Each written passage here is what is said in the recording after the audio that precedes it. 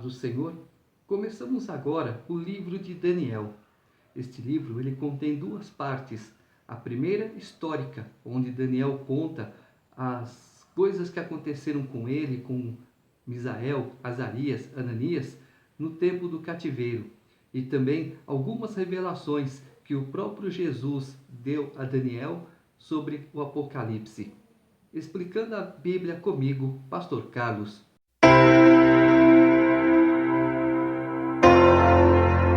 Daniel, capítulo 1. No ano terceiro do reinado de Joaquim, rei de Judá, veio Nabucodonosor, rei da Babilônia, a Jerusalém e a sitiou. O Senhor lhe entregou nas mãos a Joaquim, rei de Judá, e alguns dos utensílios da casa de Deus. A estes levou-os para a terra de Sinar, para a casa do seu Deus, e o pôs na casa do tesouro do seu Deus. Disse o rei a Aspenaz, chefe dos eunucos, que trouxesse alguns dos filhos de Israel, tanto da linhagem real como dos nobres, jovens sem nenhum defeito, de boa aparência, instruídos em toda a sabedoria, doutos em ciência, versados no conhecimento e que fossem competentes para assistirem no palácio do rei e lhes ensinasse a cultura e a língua dos caldeus. Determinou-lhes o rei a ração diária das finas iguarias da mesa real e do vinho que ele bebia, e que assim fossem mantidos por 3 anos, ao cabo dos quais assistiriam diante do rei. Entre eles se achavam dos filhos de Judá, Daniel, Ananias, Misael e Azarias. O chefe dos eunucos lhes pôs outros nomes a saber: a Daniel, o de Beltesazar, a Ananias, o de Sadraque, a Misael, o de Mesaque, e a Azarias, o de Abednego. Resolveu Daniel firmemente não contaminar-se com as finas iguarias do rei, nem com o vinho que ele bebia. Então pediu ao chefe dos eunucos que lhe permitisse não contaminar-se. Ora, Deus concedeu a Daniel misericórdia e compreensão da parte do chefe dos eunucos. Disse o chefe dos eunucos a Daniel: Tenho medo do meu senhor o rei, que determinou a vossa comida e a vossa bebida. Porque, pois, veria ele o vosso rosto mais abatido do que o dos outros jovens da vossa idade. Assim, poríeis em perigo a minha cabeça para com o rei. Então disse Daniel ao cozinheiro-chefe, a quem o chefe dos eunucos havia encarregado de cuidar de Daniel, Ananias, Misael e Azarias: Experimenta, peço-te, os teus servos 10 dias, e que se nos deem legumes a comer e água a beber. Então se veja diante de ti a nossa aparência e a dos jovens que comem das finas iguarias do rei. E segundo vires, age com os teus servos. Ele atendeu e os experimentou 10 dias. No fim dos 10 dias, a sua aparência era melhor. Estavam eles mais robustos do que todos os jovens que comiam das finas iguarias do rei. Com isto, o cozinheiro-chefe tirou deles as finas iguarias e o vinho, que deviam beber, e lhes dava legumes. Ora, a estes 4 jovens, Deus deu o conhecimento e a inteligência em toda a cultura e sabedoria. Mas a Daniel deu inteligência de todas as visões e sonhos. Vencido o tempo determinado pelo rei para que os trouxessem, o chefe dos eunucos os trouxe à presença de Nabucodonosor. Então o rei falou com eles, e entre todos não foram achados outros como Daniel, Ananias, Misael e Azarias. Por isso passaram a assistir diante do rei. Em toda a matéria de sabedoria e de inteligência sobre que o rei lhes fez perguntas, os achou 10 vezes mais doutos do que todos os magos e encantadores que havia em todo o seu reino. Daniel continuou até ao 1º ano do rei Ciro. Daniel significa Deus é meu juiz. E cada um tinha o seu significado hebraico. Mas na Babilônia eles colocaram apelidos, né? Para as pessoas falam Misael, Azarias, Ananias, como Sadraque, Mesaque e Abednego. Não, está errado. Você, quando estiver pregando, já ensinei lá atrás, nos meus primeiros vídeos, Você vai falar o que está escrito. Está escrito Misael, Azarias, Ananias, você lê, mas se tiver Sadraque, Mesaque e Abdenego, você também vai ler do mesmo jeito. Só que na hora de explanar, você não vai falar do apelido, você vai falar do nome deles. Porque Deus não se agrada de apelido. Apelido é coisa do inimigo. Para quê? Para esconder a tua verdadeira identidade, tá certo? Ah, quem é aquele cara? Aquele cara é o pezão, aquele cara é o orelhinha. Por quê? A pessoa tem nome. É a mesma coisa o inimigo hoje das nossas almas. Ele tem um nome, mas ele usa o quê? O apelido. Quais são? Zé Pelintra, Tranca-Rua, Maria Padilha e um monte de coisa por aí que não deve ser citado. Tá certo? E veja só o que aconteceu com Daniel, com os amigos de Daniel também. Eles foram para o cativeiro, assim como José foi para a prisão. Mas o carcereiro viu graça neles, por isso os tratou muito bem. E quando nós falamos aqui de chefe dos eunucos, não significa que fosse uma pessoa castrada, mas sim uma pessoa de um oficial, que eu expliquei lá atrás, que se refere à palavra Síris. Síris é oficial. Então não significa que eunuco seja castrado, nada disso, tá certo? Capítulo 2. No segundo ano do reinado de Nabucodonosor, teve este um sonho. O seu espírito se perturbou e passou-se-lhe o sono. Então o rei mandou chamar os magos, os encantadores, os feiticeiros e os caldeus, para que declarassem ao rei quais lhe foram os sonhos. Eles vieram e se apresentaram diante do rei. Disse-lhes o rei: Tive um sonho, e para sabê-lo está perturbado meu espírito. Os caldeus disseram ao rei em aramaico: Ó rei, vive eternamente. Dize o sonho a teus servos e daremos a interpretação. Respondeu o rei e disse aos caldeus: Uma coisa é certa, se não me fizerdes saber o sonho e a sua interpretação, sereis despedaçados e as vossas casas serão feitas monturo. Mas se me declarardes o sonho e a sua interpretação, recebereis de mim dádivas, prêmios e grandes honras. Portanto, declarai-me o sonho e a sua interpretação. Responderam segunda vez e disseram: Diga o rei o sonho a seus servos, e lhe daremos a interpretação. Tornou o rei e disse: Bem percebo que quereis ganhar tempo, porque vedes que o que eu disse está resolvido, isto é, se não me fazeis saber o sonho, uma só sentença será a vossa, pois combinastes palavras mentirosas e perversas para as proferirdes na minha presença, até que se mude a situação. Portanto, dizei-me o sonho, e saberei que me podeis dar-lhe a interpretação. Responderam os caldeus na presença do rei e disseram: Não há mortal sobre a terra que possa revelar o que o rei exige, pois jamais houve rei, por grande e poderoso que tivesse sido, que exigisse semelhante coisa de algum mago, encantador ou caldeu. A coisa que o rei exige é difícil, e ninguém há que a possa revelar diante do rei, senão os deuses, e estes não moram com os homens.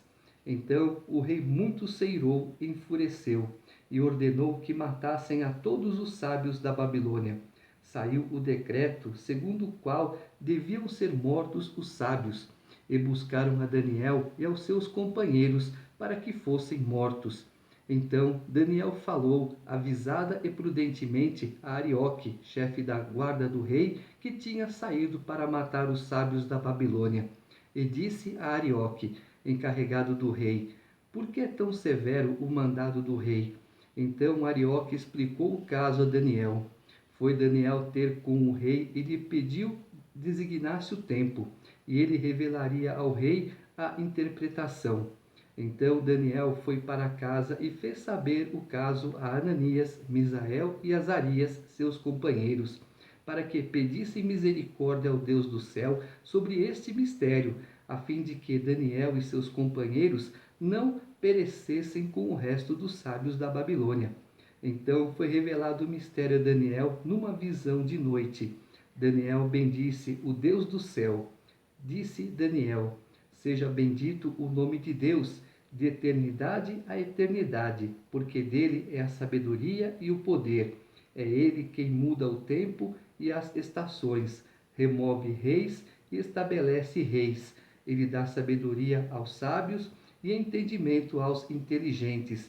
Ele revela o profundo e o escondido, conhece o que está em trevas e com ele mora a luz.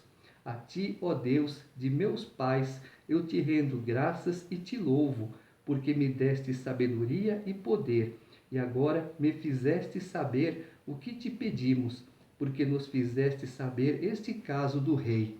Por isso Daniel foi ter com Arioque, ao qual o tinha constituído para exterminar os sábios da Babilônia.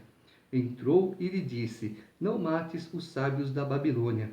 Introduze-me na presença do rei e revelarei ao rei a interpretação. Então Arioque depressa introduziu Daniel na presença do rei e lhe disse: Achei um dentre os filhos dos cativos de Judá, o qual revelará ao rei a interpretação.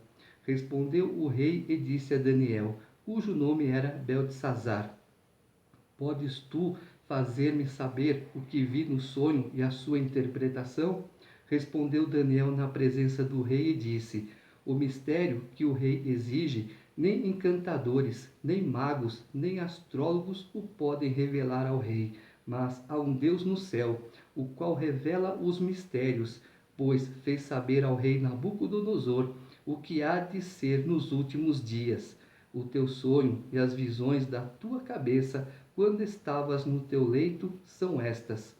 Estando tu, ó rei, no teu leito, surgiram-te pensamentos a respeito do que há de ser depois disto. Aquele, pois, que revela mistérios, te revelou o que há de ser. E a mim me foi revelado este mistério, não porque haja em mim mais sabedoria do que em todos os viventes, mas para que a interpretação se fizesse saber ao rei, e para que estendesses as cogitações da tua mente. Tu, ó rei, estavas vendo, e eis aqui uma grande estátua. Esta, que era imensa e de extraordinário esplendor, estava em pé diante de ti, e a tua aparência era terrível. A cabeça era de fino ouro, o peito e os braços de prata, o ventre e os quadris de bronze, as pernas de ferro, os pés em parte de ferro e em parte de barro. Quando estavas olhando, uma pedra foi cortada sem auxílio de mãos, feriu a estátua nos pés de ferro e de barro e os esmiuçou. Então foi juntamente esmiuçado o ferro, o barro, o bronze, a prata e o ouro, os quais se fizeram como a palha das eiras no estio, e o vento os levou, e deles não se viram mais vestígios. Mas a pedra que feriu a estátua se tornou em grande montanha que encheu toda a terra. Este é o sonho e também a sua interpretação, diremos ao rei. Tu, ó rei, rei de reis, a quem o Deus do céu conferiu o reino, o poder, a força e a glória, e cujas mãos foram entregues os filhos dos homens, onde quer que eles habitem, e os animais do campo e as aves do céu, para que dominasses sobre todos eles. Tu és a cabeça de ouro. Depois de ti se levantará outro reino inferior ao teu, e um terceiro reino de bronze, o qual terá domínio sobre toda a terra. O quarto reino será forte como o ferro, pois o ferro a tudo quebra e esmiuça. Como o ferro quebra todas as coisas, assim ele fará em pedaços e esmiuçará. Quanto ao que viste dos pés e dos artelhos, em parte de barro de oleiro e em parte de ferro, será esse um reino dividido. Contudo, haverá nele alguma coisa da firmeza do ferro, pois que viste o ferro misturado com barro de lodo. Como os artelhos dos pés eram em parte de ferro e em parte de barro, assim por uma parte o reino será forte e por outra será frágil. Quanto ao que viste do ferro misturado com o barro de lodo, misturar-se-ão mediante casamento, mas não se ligarão um ao outro, assim como o ferro não se mistura com o barro. Mas nos dias destes reis, o Deus do céu suscitará um reino que não será jamais destruído. Este reino não passará a outro povo, esmiuçará e consumirá todos estes reinos, mas ele mesmo subsistirá para sempre. Como viste de que do monte foi cortada uma pedra, sem auxílio de mãos, e ela esmiuçou o ferro, o bronze, o barro, a prata e o ouro. O grande Deus fez saber ao rei o que há de ser futuramente. Certo é o sonho e fiel a sua interpretação. Então o rei Nabucodonosor se inclinou e se prostrou o rosto em terra perante Daniel e ordenou que lhe fizessem oferta de manjares e suaves perfumes. Disse o rei a Daniel: certamente o vosso Deus é o Deus dos deuses e o Senhor dos reis e o revelador de mistérios, pois pudeste revelar este mistério. Então o rei engrandeceu a Daniel e lhe deu muitos e grandes presentes e o pôs por governador de toda a província da Babilônia, como também o fez chefe supremo de todos os sábios da Babilônia. A pedido de Daniel, constituiu o rei a Sadraque, Mesaque e Abednego sobre os negócios da província da Babilônia. Daniel, porém, permaneceu na corte do rei. E agora vem a interpretação. Ele já falou que cada metal é um reino. Então começa com Nabucodonosor, depois vem um reino inferior a ele, Ciro, o conquistador, ele deixa Dario como governador da Babilônia. Depois dele vieram os gregos, depois dos gregos, os romanos, que são as pernas de ferro. Mas os romanos foram divididos em dois, de um lado Roma e do outro Constantinopla. E, como ele falou, os pés de ferro com barro são aquelas alianças que não têm muita estrutura, mas a pedra que se desloca sozinha, que bate nos pés da estátua e a derruba, esmiuça tudo, essa pedra é Jesus Cristo. E o reino de Jesus Cristo é eterno.